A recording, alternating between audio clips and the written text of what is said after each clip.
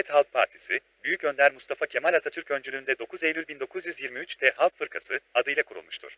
1924 yılında Cumhuriyet Halk Fırkası, 1935 yılında ise Cumhuriyet Halk Partisi adını almıştır. 1927 yılında Cumhuriyetçilik, halkçılık, milliyetçilik ve laiklik, Cumhuriyet Halk Partisi'nin 4 temel ilkesi olarak benimsenmiştir. 1935 yılında devletçilik ve devrimcilik ilkeleri de eklenerek partinin ilkeleri altıya çıkarılmıştır. Partinin amblemi olan 6 ok bu ilkeleri simgelemektedir. Cumhuriyet Halk Partisi, kurucusu ve ilk genel başkanı Atatürk'ün önderliğinde ulusal bağımsızlığı kazanan, cumhuriyeti kuran, saltanatı kaldıran, hilafete son veren ve ulusal birliği sağlayan partidir. Hukuk ve eğitim gibi toplumsal alanlarda gerçekleştirdiği reformlarla çağdaş Türkiye Cumhuriyeti'ni biçimlendirmiştir. Ulusal sanayinin ve ekonominin gelişmesine öncülük etmiştir. İkinci Dünya Savaşı sonrasında tek parti konumunun tüm olanaklarına karşın, çok partili rejime geçişi sağlayarak Türkiye'nin demokratikleşme sürecinde de öncü misyonunu sürdürmüştür. 1950'li yıllarda üstlendiği muhalefet göreviyle demokratik bir rejimde muhalefetin kurumsallaşmasına da öncülük etmiştir. Bu kapsamda parlamenter demokratik rejimin kurumsallaşmasına dönük değişimleri gerçekleştirme ve temel hak ve özgürlükleri geliştirme mücadelesi vermiştir. 1960'lı yıllarda Türkiye'nin yaşadığı modernleşme sürecinin yansımaları olarak ortaya çıkan göç, kentleşme, sanayileşme gibi dinamikler çerçevesinde toplumsal sınıfların olgunlaşmasıyla birlikte Cumhuriyet Halk Partisi sola açılarak kendisini siyaset yelpazesinde ortanın solunda konumlandırmıştır. 1970'li yıllarda ideolojisini